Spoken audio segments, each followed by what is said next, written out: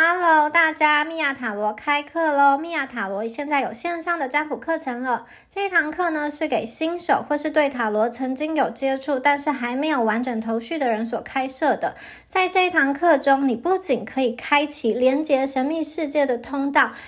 也能够发展成第二专长，帮助别人变成你的副业。那这一堂课呢，分成4个部分。第一个部分是从踏上塔罗的魔法旅程开始，介绍塔罗的起源、塔罗的神秘背景、Major Arcana、Minor Arcana， 还有如何呢和你的塔罗牌建立心灵连结，让你的牌拥有专属的能量。第二个部分呢，是解读塔罗的神秘语言。我们要如何去解读塔罗牌，去听见塔罗牌的对话呢？有直觉的解读法跟理性的解读法。那在这一堂课中，不是要让大家死背硬记，而是透过直觉力的开发，让大家可以跟塔罗直接建立能量的连结，你的解读就可以更加的顺畅，更加的精确。接下来第3个部分就是实战演练了，3张牌、5张牌，以及如何用塔罗的牌阵从爱情、人生到事业各方面去实战的解析。透过这些实际的案例、实际的演练，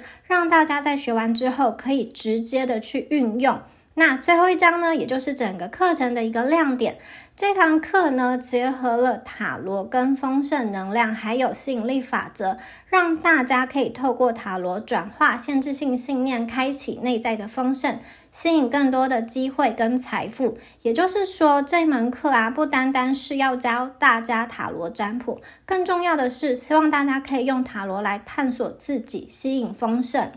无论你是新手，或者是想要成为专业的塔罗占卜师，这门课都是一个很好的入门砖。那目前呢，这门课正在预购优惠中，预购结束之后呢，价格会调涨，请大家赶快把握哦。课程的连结在资讯栏或是置顶留言都有，或是大家也可以扫 QR code 进来看哦。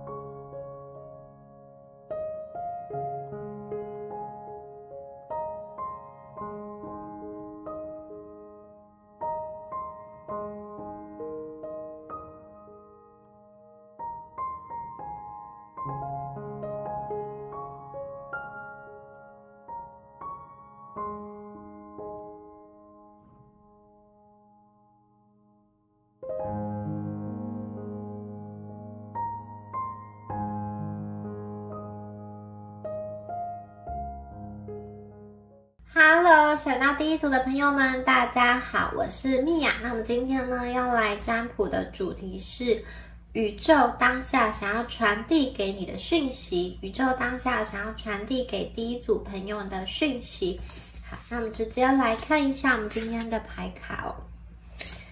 改变，快乐跟你的感觉。好，再看一下塔罗牌的部分。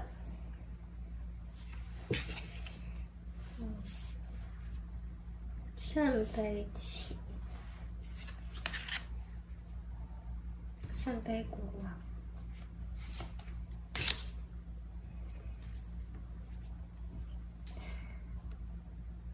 战车，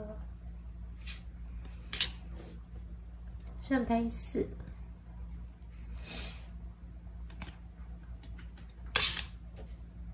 恋人牌。这一组的朋友啊，感觉上你们此刻内心有蛮多的想法，蛮多的情绪。首先呢，宇宙想要跟你们说的是，不管你现在的处境是怎么样，只要你选择希望，你就会有力量找到那个光明的出口。有些朋友可能你现在的生命中有一些新的人事物进来，或者是说你的环境、生活环境、工作环境有一些变动，让你感到很紧张，以及呢，有一些人、有一些朋友，你的心好像是被囚禁在某一个牢笼中，你不时的会想到过去曾经发生的一些事情。那宇宙的讯息是这一切它都会改变，改变的转捩点就在于你去打破那个习以为常，你看待自己的方式以及你思考的方式，你们将会放下一些对你不再有好处，或者说对你没有益处的一个思考模式，对你没有利的那个做法，你会放弃，而这个改变呢，会促使你变成真正的你，去倾听你内在真实的一个声音。也就是说，这个改变并不是要你们完完全全的抛下过去，并不是要你完完全全的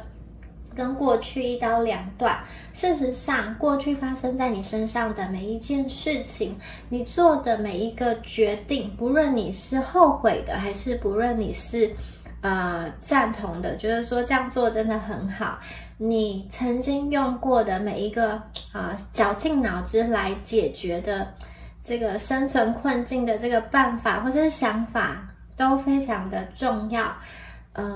你们努力过的痕迹很重要，以及你设法求生的那个本能也很重要。过去的一切它都有它的用处，你们不需要把它全部都丢掉，重新归零，因为正是过去的你，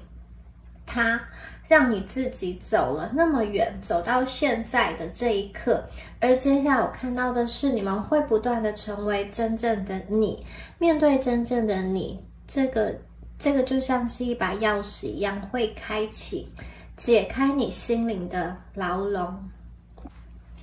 有些朋友可能你们的生命中经历了一些破碎、一些打击，你觉得好像让你再也承受不住了，甚至看不到盼望。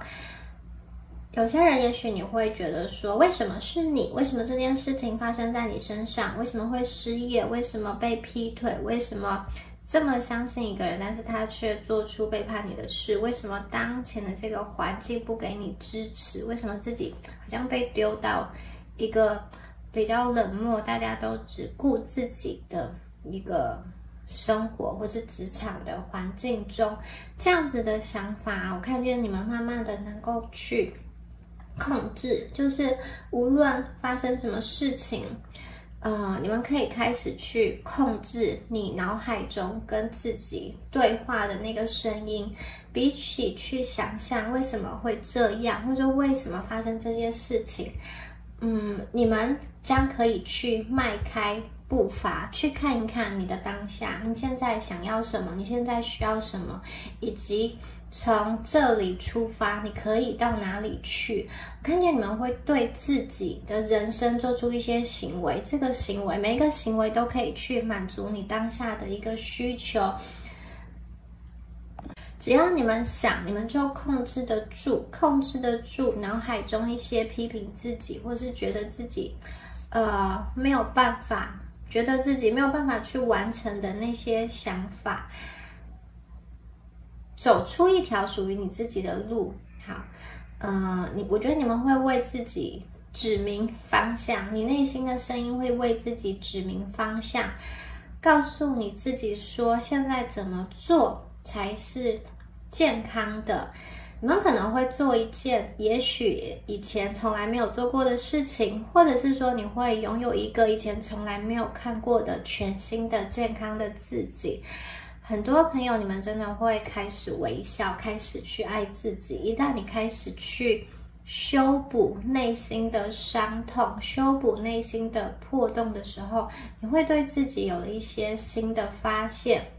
你会对自己的改变感觉眼前一亮，你发现你自己是有力量的，这个力量会引领你找到自由。你们不再是那个灰姑娘啊，可能在等着一个王子，等着一个拯救者来救赎你，或者是说每天愁眉苦脸，每天很担忧，希望有一个扭转，希望有一个奇迹发生。这一组的朋友，你们本身就是你的奇迹，你的奇迹就发生在你身上。应该说你自己的心智，你自己的信念所接下来做的一连串的行为，就是奇迹开始发生的那个当下，就是奇迹，那个命运之轮开始转动的时刻，就是在你们身上的力量，你需要的爱，你需要的勇气，其实都已经存在你的心中了。你可以去达成你想要达成的目标，你可以去过你想要过的生活，你可以跟你想要的伴侣在一起。所以呢，这个就是圣杯的国王，抬头挺胸的往前走。你可以控制你脑海中那一些批判自己、觉得恐惧的一个想法。我看见很多的朋友，你们会摆脱一个受害者的心态。好，你们能够从那种受害者的心态中脱离出来，而去看见自己的力量。你们会改写你们的角色，并且选择接下来要用什么样子的态度来过日子。同时呢，你也改写了那一些加害者的角色。可能在你过去的剧本想法中，他们是伤害你的人，他们是加害者，造成你的痛苦跟不幸。可是现在当你掌权了，当你有力量了，你会发现他们其实很渺小，因为接下来你们要往前冲，接下来你们的力量要真正的被彰显出来。你们的身心啊，会以一个惊人的力量、很快的速度康复，而且会展现出很多的才华、创意跟热情，甚至我觉得有一些是你真的是之前没有想过的一个点子，以及之前没有想过自己有这方面的能量跟能耐，你们都会去发挥出来。过去曾经打乱你人生，曾经挡住你眼前视野的那一些遭遇，那一些不幸，那些痛苦，都将成为你们浴火重生的一个催化剂。你们接下来的方向会非常的清楚，非常的明白，而且你们的视野，你们拥有国王的视野，所以你们看事情的角度、方向的那个高度已经完全不一样了。你对人在说话的那个态度会更加的有信心，更加的有力量，也能够去表达你真实所想要说的话，以及你能够去分辨有些人他给你的评价很可能只是出于他当时的一个情绪，或者是说他只是很随意的给你一个标签，其实那个评价跟你是完完全全无关的。很多时候你可以去分辨，这个场合跟那个另外一个场合哪里才能够真正的去彰显你的价值。有些时候如果在这个不好的环境中待久了，你可能会被洗脑说，你以为你就像身边人说的那样，你是没有价值的，你是不能成功，或是眼前是没有机会的。其实这张牌想要告诉你们说，有些朋友你真的是要勇敢的跳脱出来，换一个环境，你就会发现真的是焕然一新。你所看到的人，你所接触到的那个气氛跟以往完完全全的都不同。每一个危机它都藏着转机，过去的不如意可能会让你痛不欲生，但这个折磨也是你重整人生的一个好的机会。我看见你们会走出过去的逆境，并且领悟到你的人生是有选择的、自由的。当时是当时已经过去了，从现在开始你有很多的机会，你有很多的选择。好，接下来我们看到圣杯4过去可能这一组的朋友，你们有一种隔绝的感觉，就是因为环境很痛苦，所以你让自己关掉自己的感觉，让自己的感觉不要这么的敏锐，才能够在某一个环境中生存下去。而这样子的把自己的情绪关掉，或者说让自己不要再受外界起伏的影响，这种把自己情绪关掉的一个方法，久而久之其实有一点点会让自己造成伤害，因为你不让情绪去表达或是抒发，你一直闷在心里，一直压抑在心里，把这种怒气好像重新的吸进胸膛，抓住这些情绪不放，锁在心里，其实它是有害于，就是对你的身心健康状况是不利的。所以呢，如果你要去隔绝他人的想法、自己的感受，长久下来其实会有一些损伤，或者说你长久去否认自己的情绪，长久的去恨一个人，长久的去责怪一个人，这样子的感觉，其实也会反扑到自己身上。而接下来宇宙想要告诉你们说，你的感觉就只是你的感觉，它不代表你，它也不代表你的自我认同。那些让你感觉到伤痛、难过的事情，确实代表了你过去可能有一段时间经历了不好的遭遇，可是它并不是你的整个人生。有的时候逃避感受，其实也好像是在否认现实，或者说你想要把某一件已经发生的事情拒于门外，不愿意去想。但是当你不愿意去想的时候，可能其实就是你越想要拒于门外的时候，越没有办法去停止不断的思考你害怕的事情。所以呢，宇宙想要告诉你们，首先就是去承认你内心的感觉，难过就是难过，还想念就是还想念，后悔就是后悔，恐惧就是恐惧，悲伤就是悲伤。你可以去承认这样子的感觉，但是你不用去获得其他人的认同，就是你可以心里有这样子的感觉，可是你不用为了别人对你的认同，或是别人对你的评价感到难过、感到哀伤。比如说，某某过去的伴侣他不珍惜你，或者说某某过去的伴侣他，前男友、前女友、前夫、前妻，他不给你机会，不了解你等等的。你的人生不是好像依赖在他们身上而活的，你的人生有你自己的路要走，而且有些情况对方是不能够感受到你的感受的。当你因为受伤而想要把自己隔离在痛苦之外的时候，这里有个讯息是，你们很可能同时也把一些好的感受、热情、愉悦、快乐、幸福给隔绝在外。有的时候一开始你是为了逃避那些恐惧、不安、不舒服的感觉，可是有的时候你连就是有的时候有些幸福要靠近在你们身边的时候，你们好像也会因此而看不见。这一组的朋友，可能有些人，你们最大的恐惧是来自于被遗弃，就是明明在一段关系中，你会有一种明明看起来表面都很好，相安无事，但是你却担心着会不会有一天突然发生什么事情，让对方离开你，或者说让你们这段关系破灭。或者是说，明明你现在有一个稳定的工作，或者说一切正要上轨道，你却是很担心会不会突然犯了什么错，突然公司有什么样变化，而你现在的这个职位会不保。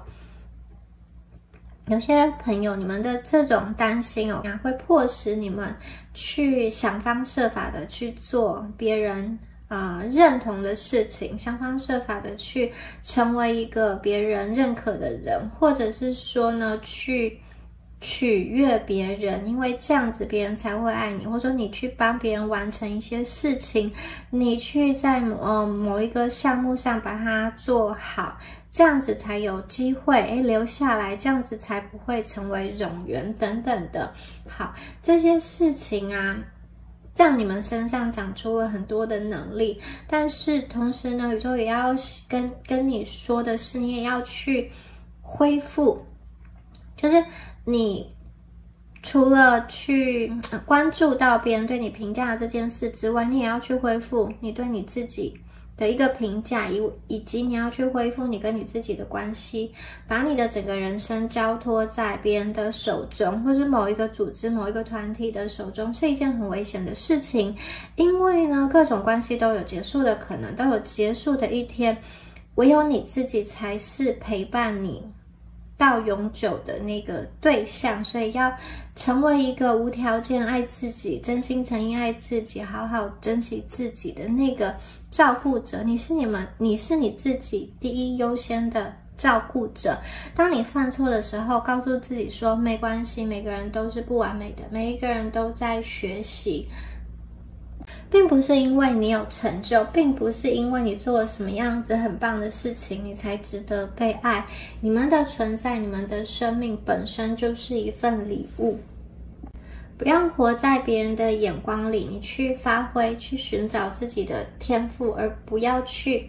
很努力的满足别人的期待。因为这组的朋友感觉上你们真实的自己是有话想要说的，你们真实的情绪其实有一种暗潮汹涌的感觉，其实你们很想要表达出来，因为你们真的压抑很久了。我觉得这个是时候，这个也是一个很好的时机点，你们可以安全的、正确的，然后很健康的去表达自己。宇宙想要告诉你，你们接下来将不再把自己限制在某一个角色或某一个面向中，你们将会活得自由，发挥出你最大的潜能与天赋。你没有必要去控制别人，同样的，别人也不会来控制你。你们接下来迎接的关系是一段健康的关系，在这段关系中，你们是能够互相的去支持、互相的依赖的，而且在这段关系中，很重要的是，你们是以真心真意的爱为根本而展开连接，而不是以需要跟算计为出发点去展开连接。接下来的生命啊，你们会活得更真实，更像自己。你知道你自己是独一无二的，你知道你自己是有价值的，你知道你很美，你知道你很棒，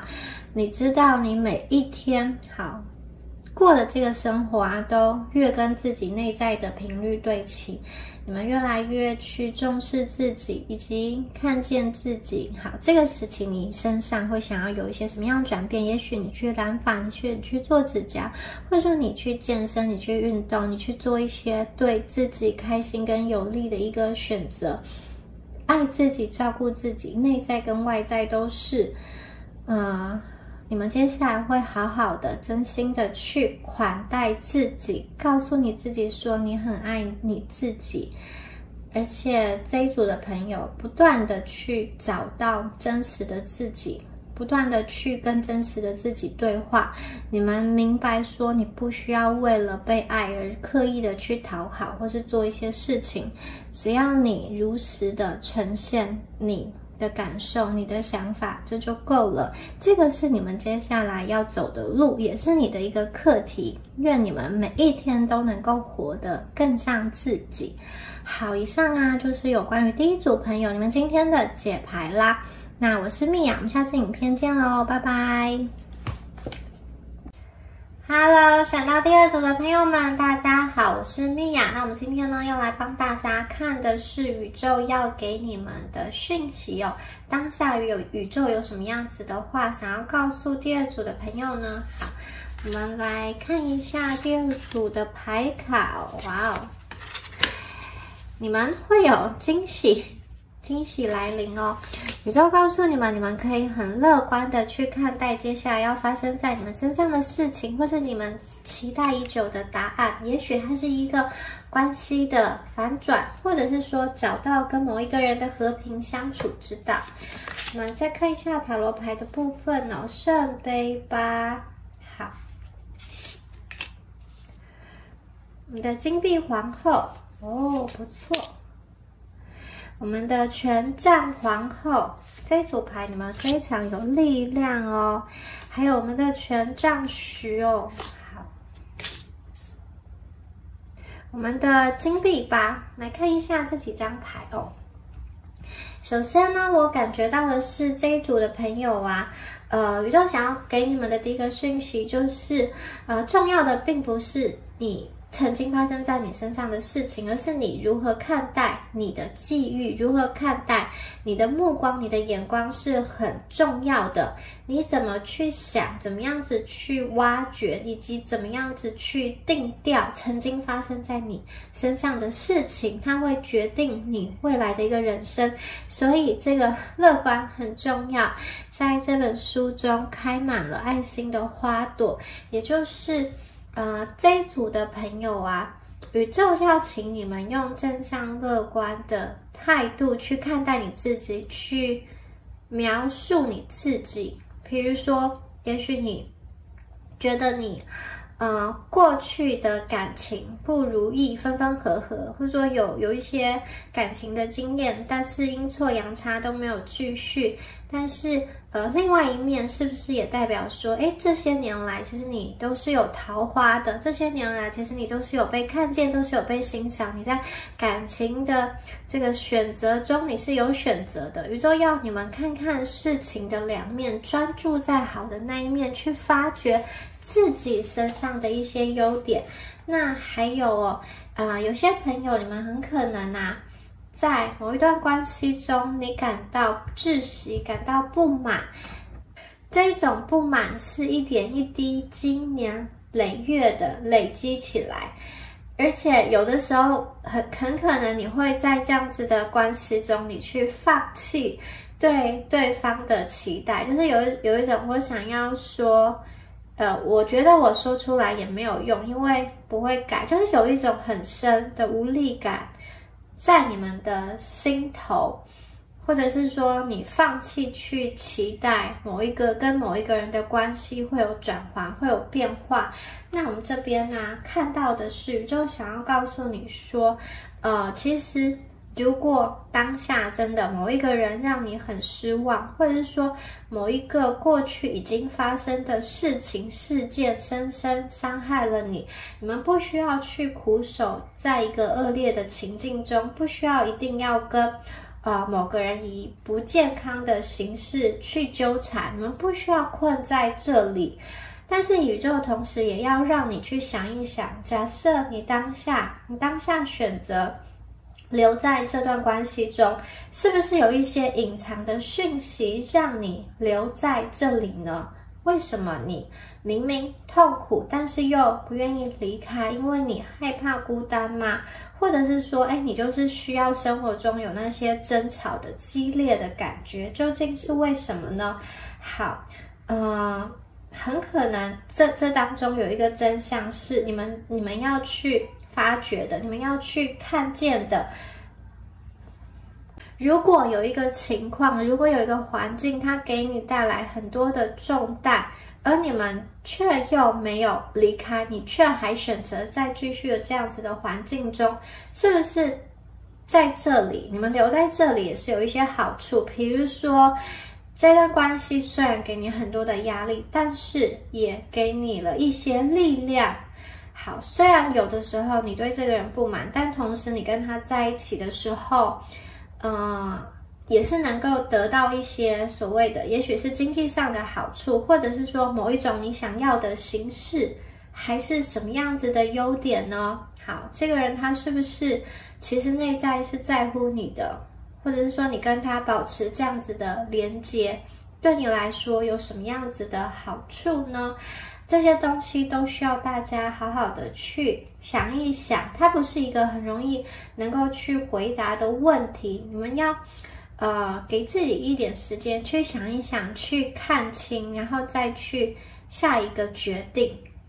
然后关于你们的生命有的时候有一些纠结的事情，好，暂时跨不出去的事情宇宙想要告诉你说，暂时没有办法解决，你就不急于一时半刻把它解决嘛，你可以先把它搁置，你先去做一些你觉得好玩的事情，让生命中少一些纠结的感觉，尽可能的让你的生命好像越满越好，越充实越好。你会发现你在完成事情的时候，一个一个打勾，你就会觉得内在非常的有力量。你们要持续的做，持续的动起来，或者是说去冒一些险，去看一看新的风景，去跟一些新的人交谈。在这样子的情况中，你心中所想要的那个答案跟那个真相才会慢慢的浮现。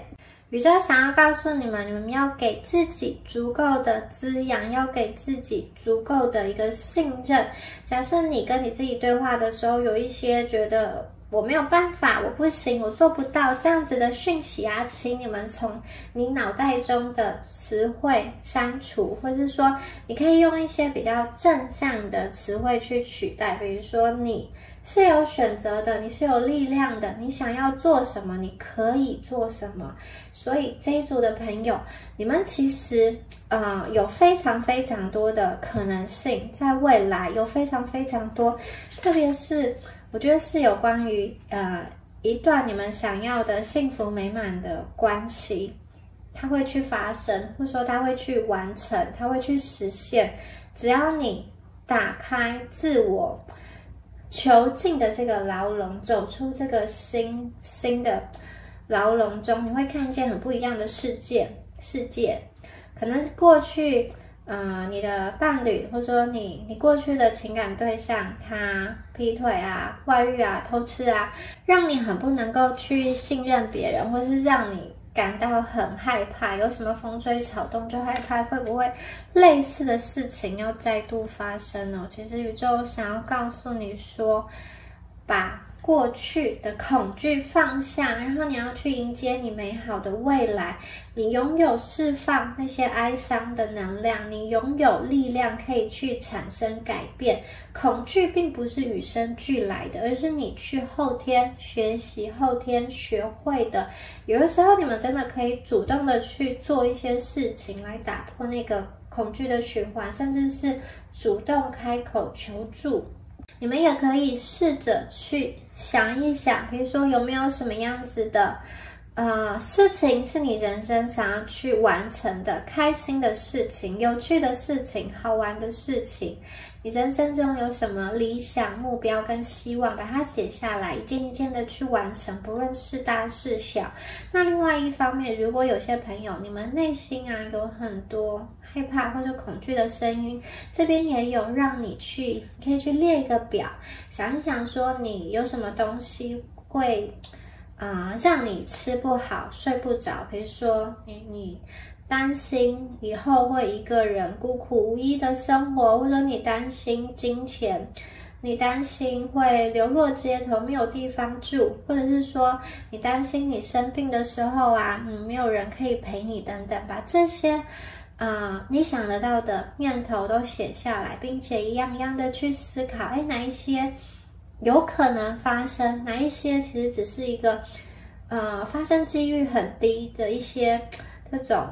你自己吓自己的一个想法呢，你可以去看一看。那如果有些事情是可能发生的话，那些恐惧，你可能发生的恐惧，那你又能够为你自己做什么呢？因为宇宙很乐观的告诉你，其实好像每一个你们遇到的困难，它都是有一个解方的。不要把自己困在一个思想的牢笼中，让自己在这个牢笼中不断的被恐惧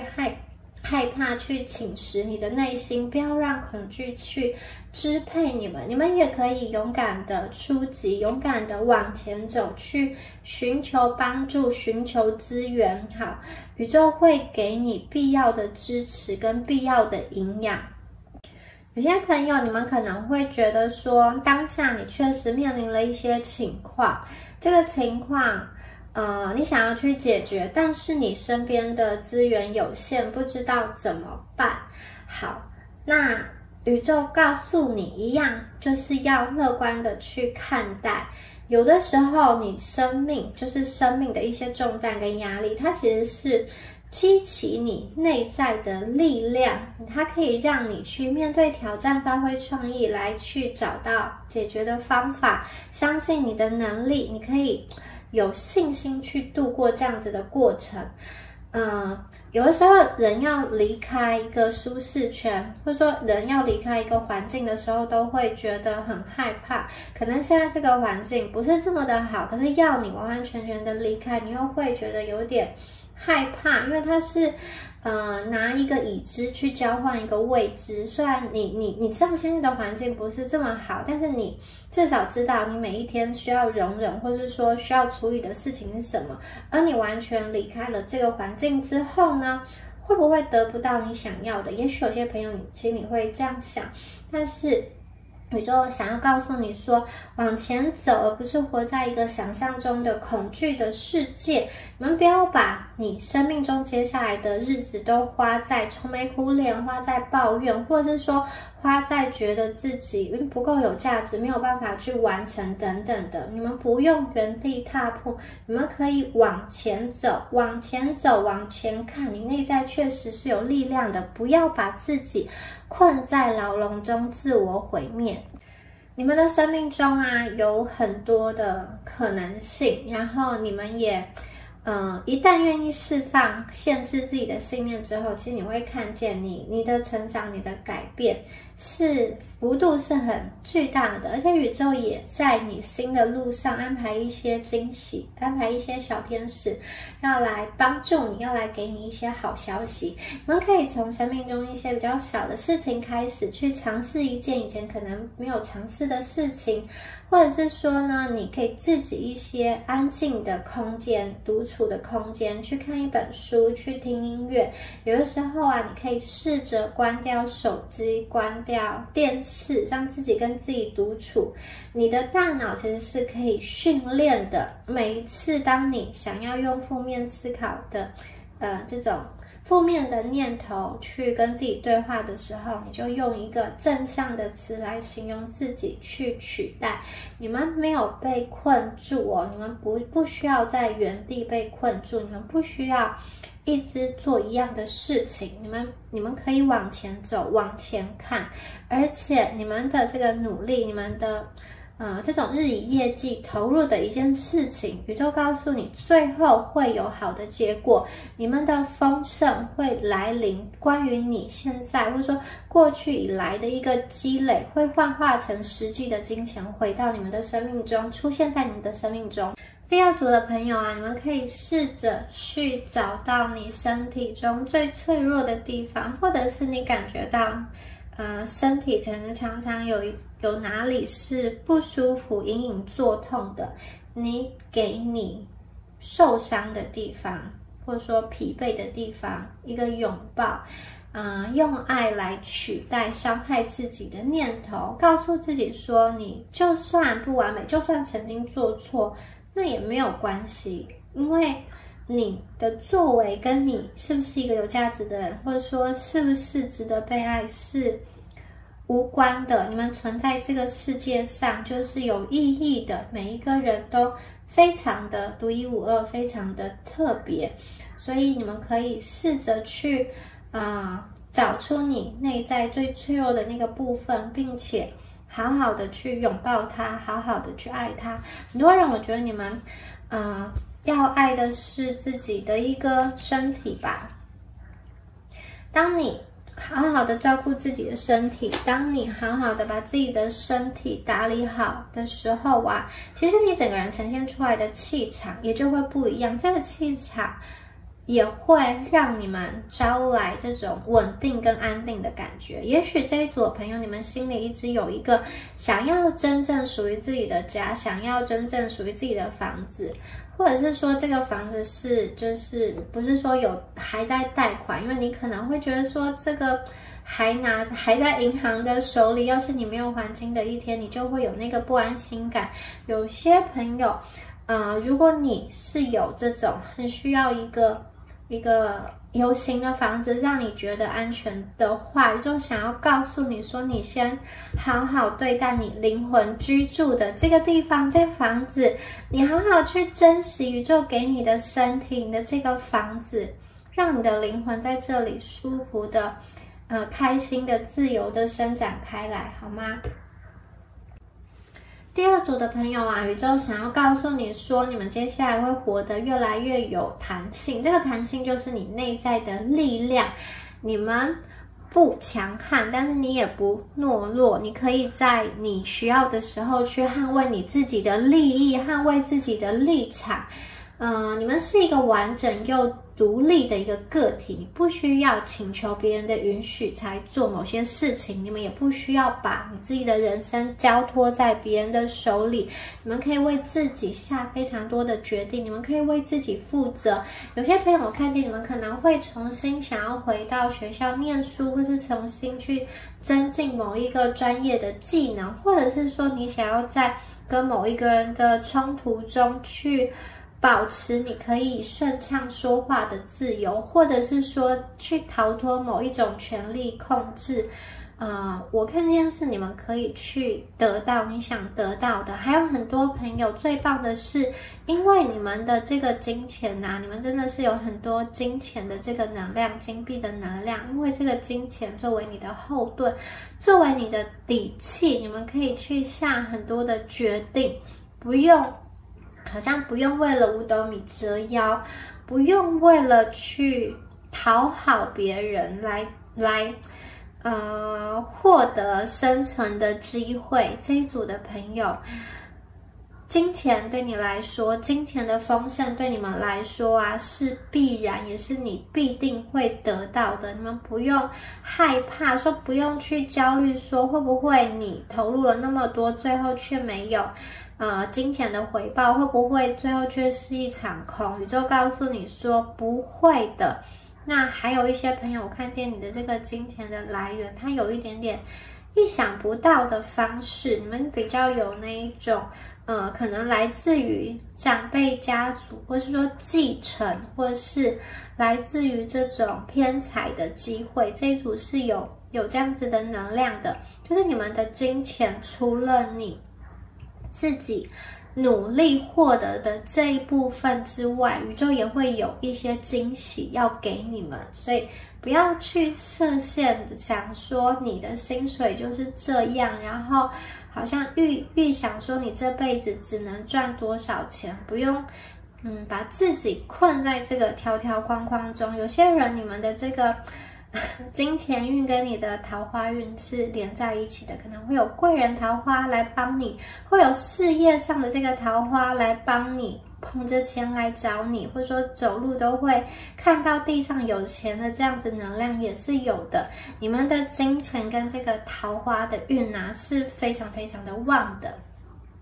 然后呢，还有就是你们这一组真的要去听一听你身体跟你的对话。有的时候你身体已经反映了你的情绪，你的身体可能已经在喊痛，或者说你的身体已经告诉你说你不喜欢这样，或者说你接触某个人的时候你就感觉到那个不舒服，你一定要去问问你自己的身体，然后去看一看什么样子的情况才是对你自己最好，现在应该怎么做对你来说才是让你可以感到平安，让你可以感到有力量的。有的时候你真的需要慢下来，好好的听你的身体，去做一些事情，放松，去休息，或者说你们重新去跑步，重新去做瑜伽，重新去做运动等等的，更温柔的对待自己的外在，更温柔的去对待自己的内在跟外在，不用强逼着自己一定要做到完美，一定要做到100%，而是更贴近，用一个更贴近自己内在真实的步调的这个节奏去做事情。你们不需要去证明你自己了。好，接下来你们会有更多的精力往前走，你们会发现你其实有很多灵活思考的能量，这些灵活思考的能量它是一个弹性，它能够改善你的人际关系，也能够去改善你的一些认知。很多时候当你的这个好像这种弹性思维被延伸之后，你会发现过去你觉得很坚持的事情，现在也有不同的方式可以去解决，以及你对待这个世界的一些人会有不同的眼光跟感受，所以呢，当你开始挣脱僵化思维的牢笼之后，我觉得很多的好运都会依依不绝的到来，很多的机会也会依依不绝的来临。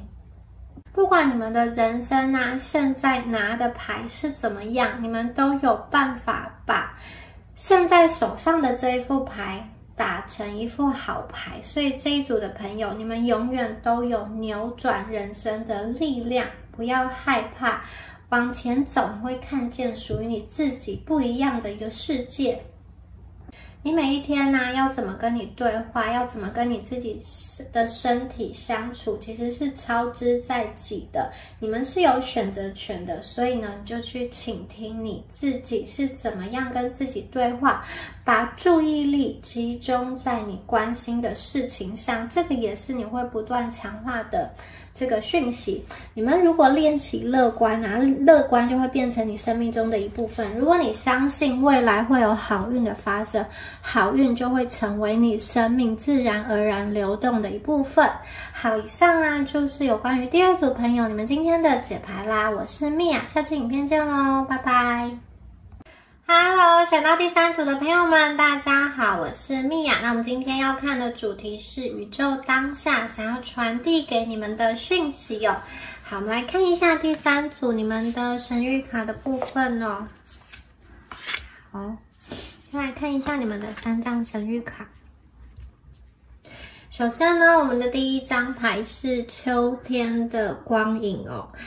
好，这张牌是一个凉爽的秋天，橙色、黄色的树叶，然后落到地上来。好，感觉上第三组的朋友啊，秋天是收获的时候，也代表了内在旅程的一个更新，还有恢复。也就是说，宇宙其实想要告诉你，现在这个时刻，与其往前冲，或是跟人家战斗，有的时候呢是时候放手，或是有些时候你可能就是觉得，必须要去认输，或者说投降。很可能你真的发现，选择这个人或是做这个方案之前的这个选择是错的，那我们要及时止损，不要再扩大伤害跟损失。所以宇宙第一个讯息就是要请你们放下不适合你的情况、人或者是说物品，放下那一些曾经拖住你的、已经过时的，或者是说限制你的一些信念，有一些会干扰你思绪的东西哦，你必须要去清除。你们要跟你的核心做连结，如果一直紧抓着过去的话，新的事情、新的人事物很难进入到你的生命中。有些朋友，也许你可以开始去清理你的家庭，或是你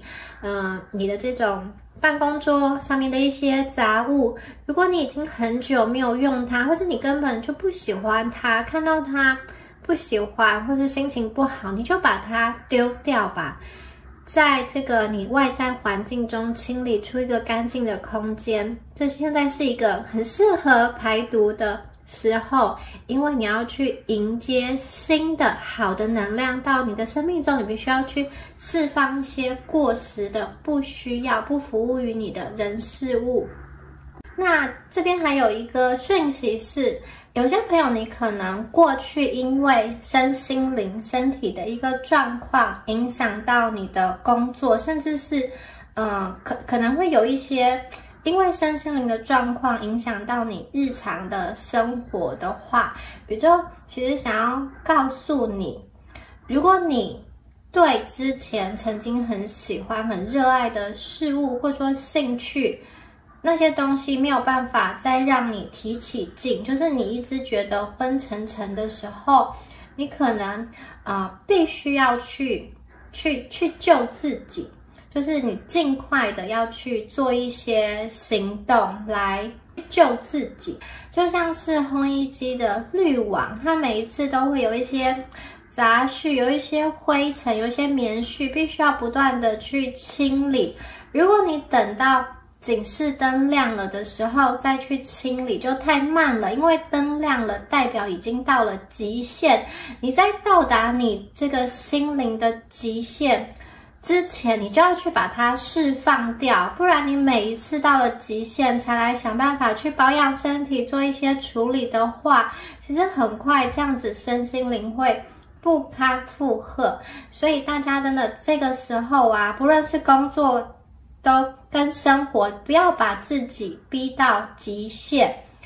有的时候真的可以放松一下，有些事情其实也没有那么的严重，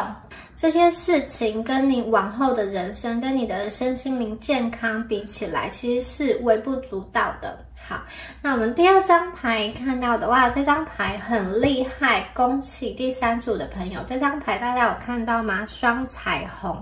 它是奇迹，告诉你们是说暴风雨过后彩虹要出现了。前面可能有一个阶段真的是感觉到这一组的朋友你们承受了很大的压力，或者是说你在接一些新的任务、不熟悉的事情的时候感到紧张，也有人是因为身心灵的一些状态影响到你日常的生活嘛。而这些风暴、这些压力，宇宙想要告诉你说，他们都会过去的，彩虹会出现，无论你在哪里，彩虹都会出现在你的头上。你有的时候可以去停下来看一下你头上的这个彩虹，而且你们出现的是双彩虹。彩虹它是创造者的讯息，它想要告诉你说，宇宙要给你的是双倍的祝福，双彩虹就是双倍的祝福。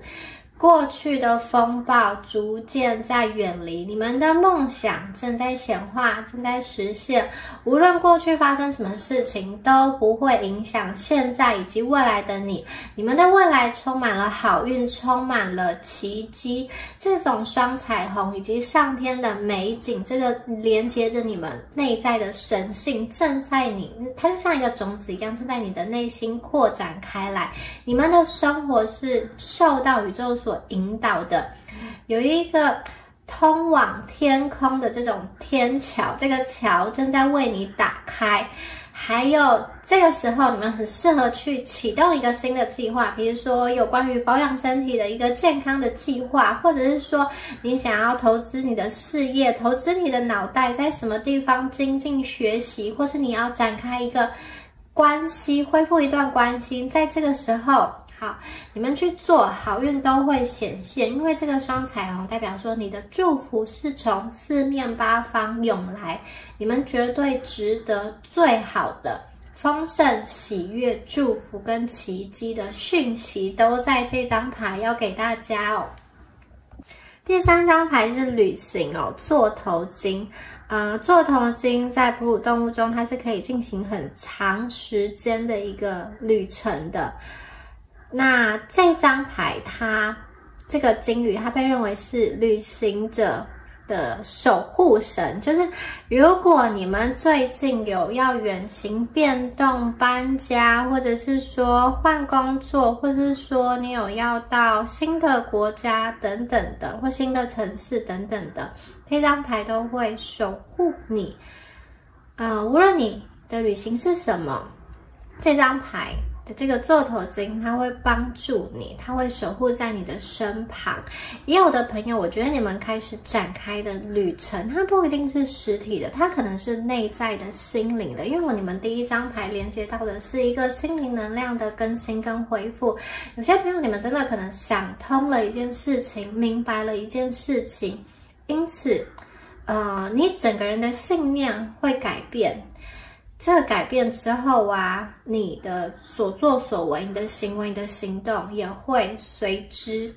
变化。这个就像是你人生一场新的旅程，因为旧的你已经死去，新的你正在形成。2.0 版本、3.0 版本的你自己，最高版本的你自己正在形成。有些朋友，你们是内在的更新、内在的旅程哦。不管你们是到遥远的一个外地，或者是说内在的旅程，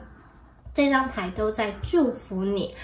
有些朋友，你们心中有一个想法，想要去创业，或者说想要去实现的什么样子的梦想。关于这个梦想的实现，关于你要去创业这件事情，也代表你是你人生中勇敢的旅行者。你们愿意冒险通往未知的领域，或者说你要跟某一个人展开一段新的关系，或是你要切断一个旧有的关系，对你来说，这个都是一个未知嘛。你们只要遵循自己内心所想要的去做，宇宙会帮助你成为你想要成为的你自己。现在就是一些新的计划让它去发生的时候，你想要去体验什么事情呢？你对于你想体验的事情脑中可以有一个愿景，清晰的愿景，去跟宇宙许愿。因为这张牌代表说，这个旅程对你们来讲是很美好的，很兴奋的，而且这个旅程的过程跟你们去到达这个目的地都是一样重要。这整个旅程你可以去享受，以及到达目的地的那个果实开心感，这两个阶段你们都可以觉得很兴奋，很期待去走。好，我们接下来再来看一下你们塔罗牌的部分哦。我们的宝剑一、力量牌、圣杯10、权杖7，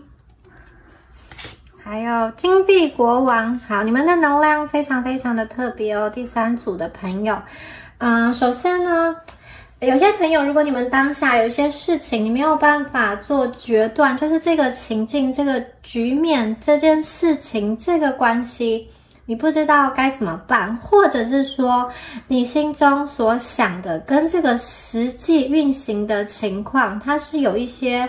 距离的。比如说你本来预期是这样，可是实际你看到的，好像跟你想的有一些不一样。这个时候啊，其实宇宙想要告诉大家的是，你们要去下一个判断，要去下一个决断。如果是一些人在你身边纷纷扰扰，那你可以下一个决定说，好，我要跟这个人保持什么样的关系呢？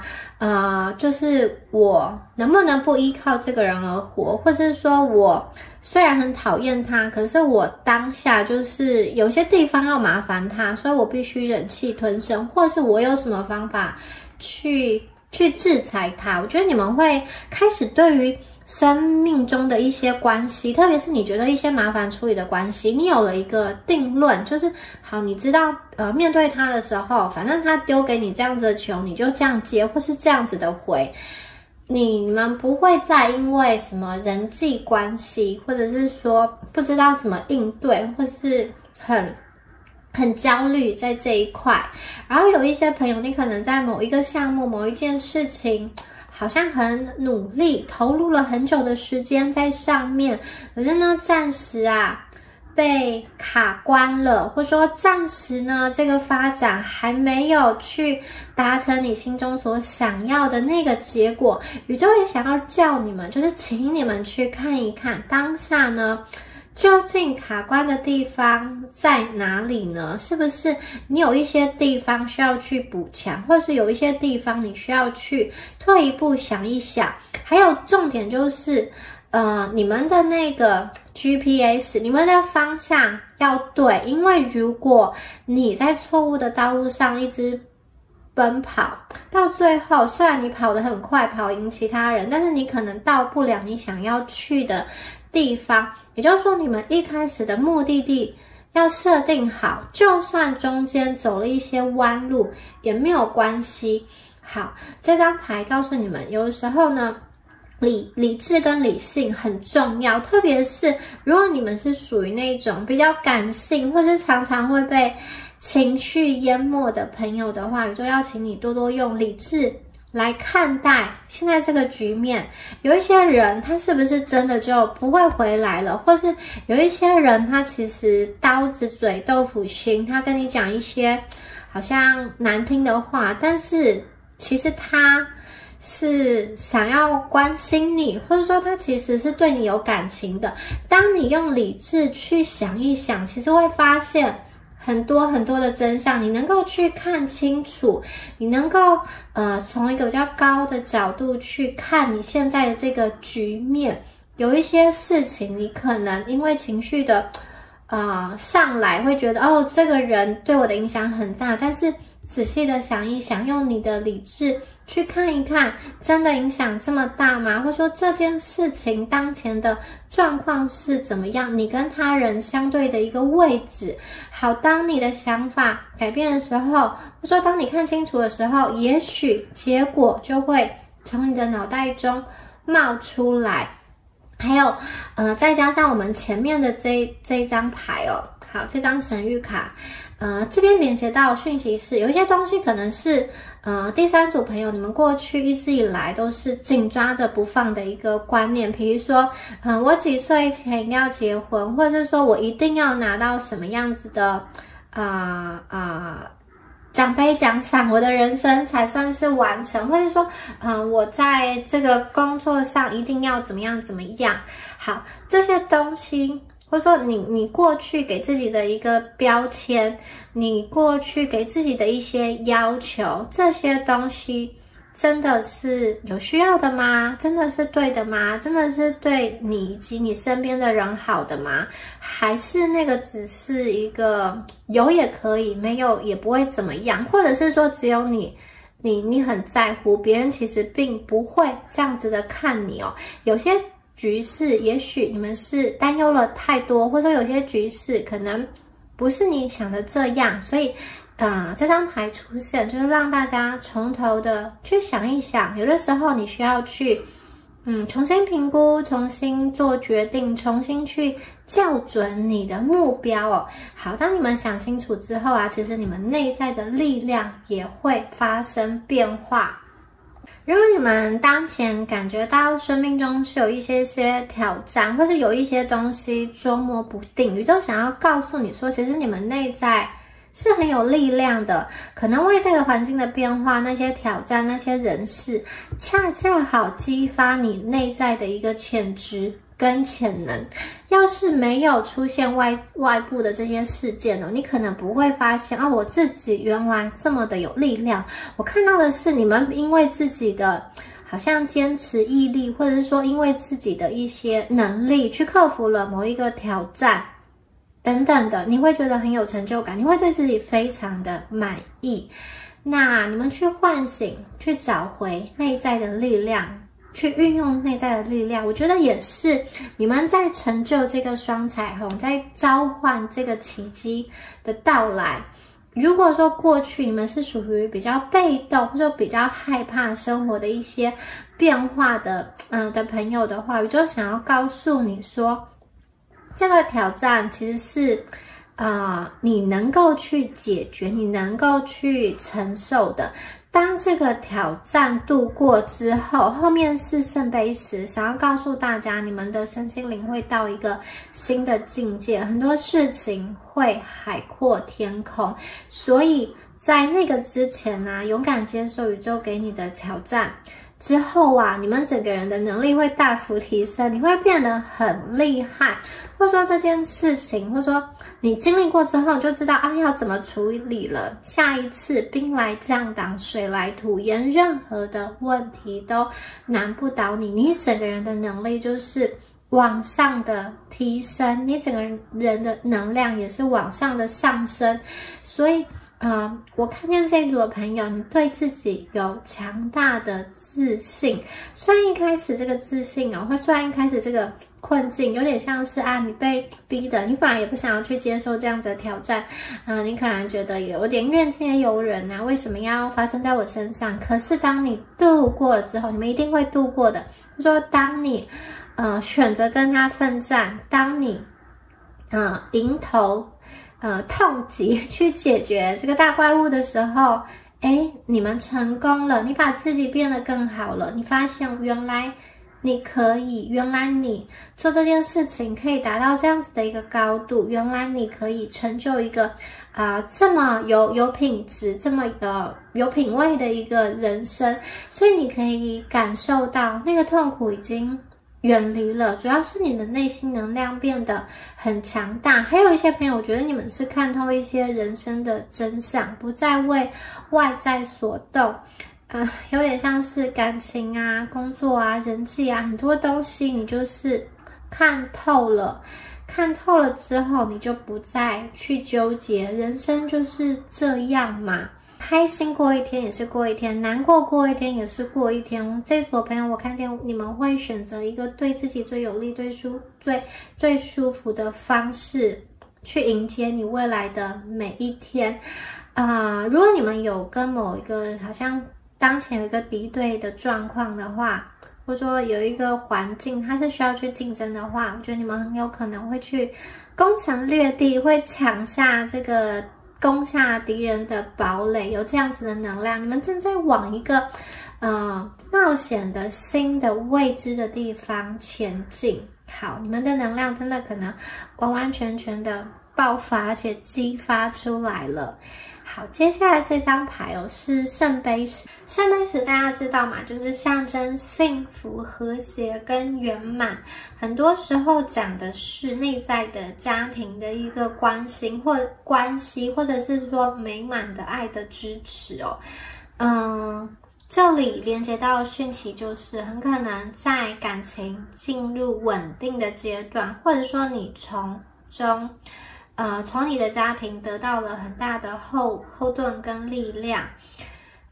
你跟你的伴侣彼此之间对双方都感到很满足，就是有你陪伴在我身边，我人生就足以了，不会再去羡慕，不会再去外寻。那如果你们是单身的朋友，你说我可能没有家人，然后目前也没有什么伴侣可以作为后盾的话，这张牌其实也象征着心灵的平衡跟和谐，从内心深处满意的这种喜悦跟感谢的心情，它是可以去分享给别人的。我看见有些朋友，你可能会用你自己的故事去激励其他人，教导其他人，或者是说在你能力范围之内去帮助一些你觉得需要帮助的人，而且这种帮助是不求回报的。你可以感觉到你因为去帮别人解决了一些事情，回答了一些事情你也同时在分享你的喜悦、你的爱给对方。有些朋友你可能会在你所在的那个社群去跟某一些人建立亲密的感情连接，或者是说你们有那一种那种社群小组，可能曾经彼此都经历了一些创伤、伤痛，或是说有共同的喜好之类的某一种某一种这样子群体或是小组，你们可以在中间去得到支持、理解，并且共同的成长。这象征的是你们在人际关系啊，在家庭关系啊，或者是说在内会达成一个完满的感觉。很多朋友看到这张牌，我觉得就是有一种回家和安全，然后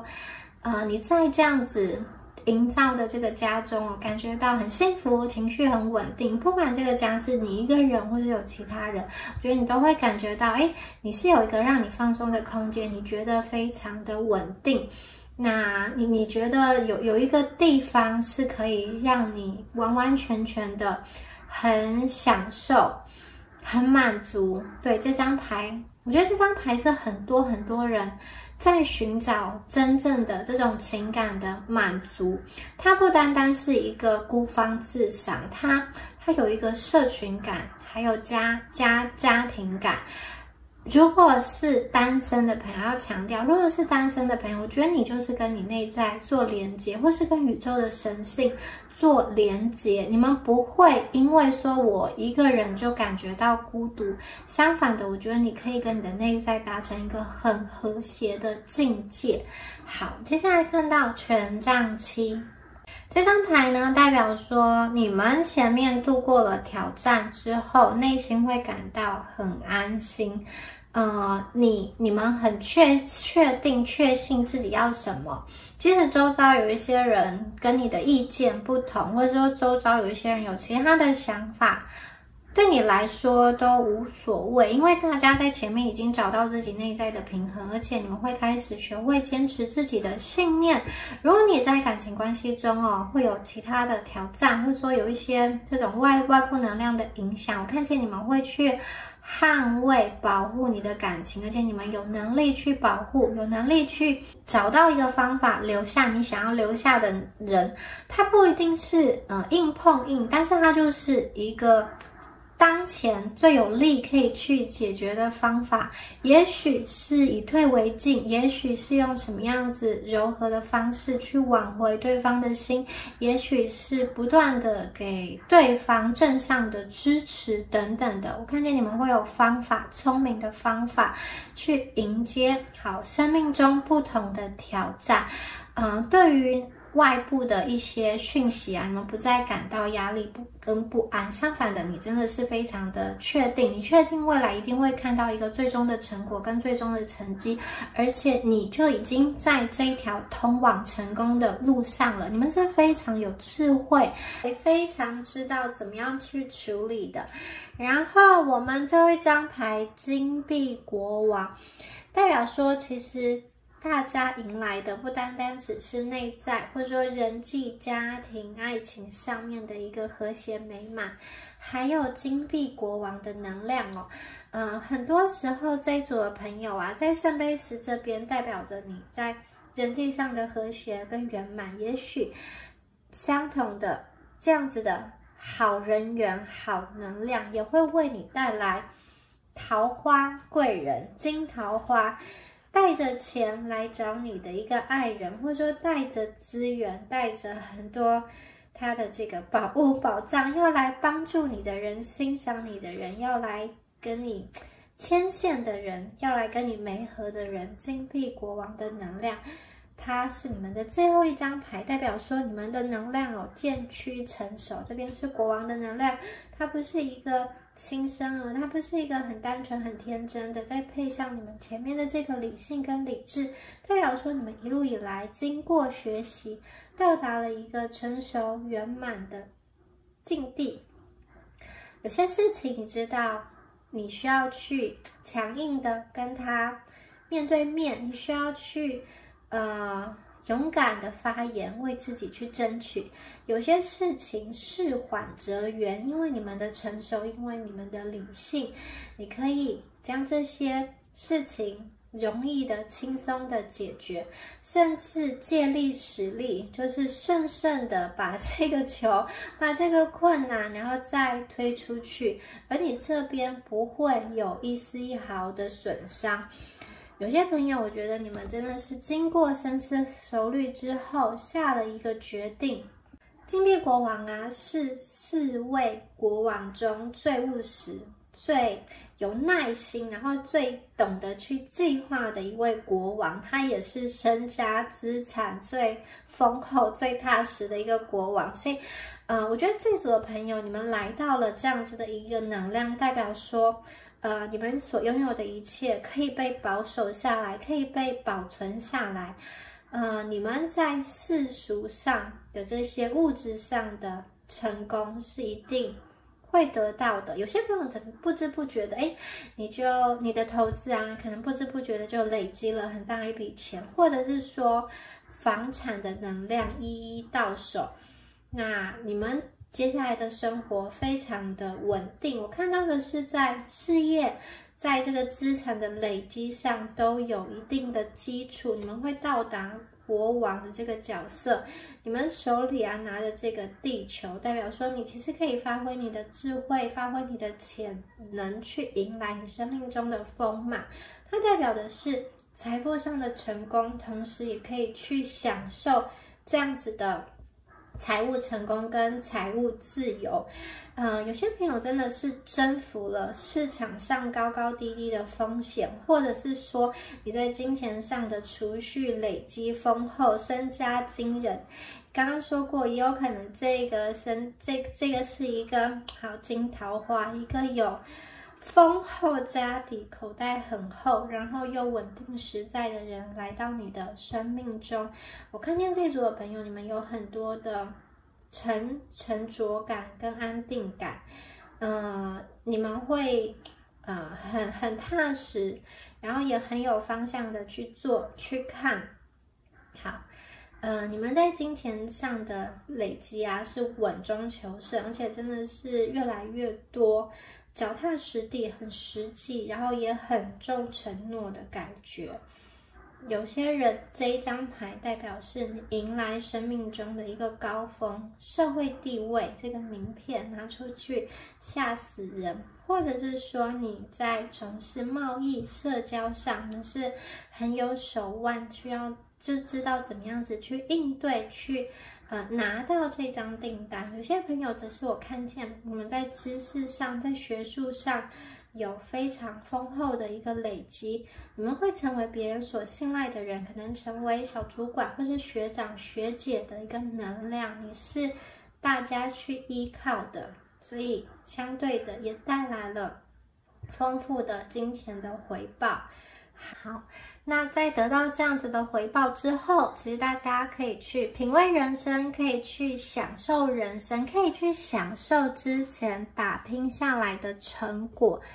那如果说你目前还在前面的这个阶段的话，整个牌面就是提醒大家说，如果你们还没有到达金币国王的这个阶段，这个牌面提醒大家，就是从前面啊，从宝剑一的地方，我们就要开始有一些计划，而且是有远见的计划。这个计划是可以未来达成的金币10哦。透过现在的这个努力，还有一种做这件事情会让你感到安心，然后感情也有一点就是安心、稳定、快乐的这样成长。所以我觉得很多时候你在下判断的时候，很重要的一件事就是你现在做的这件事情，你内心会不会安定？还有你考量的是只有